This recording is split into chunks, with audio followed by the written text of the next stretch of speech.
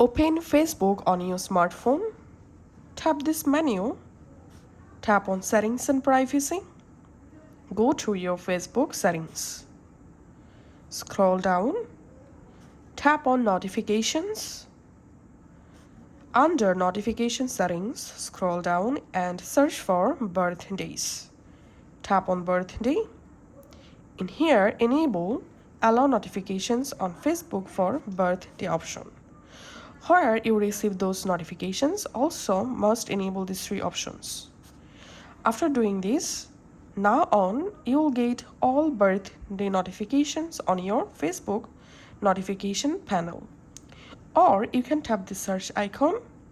In here, type birthdays and open birthdays. And here, you will be able to easily check your friend's birthday and upcoming birthday. Thanks for watching.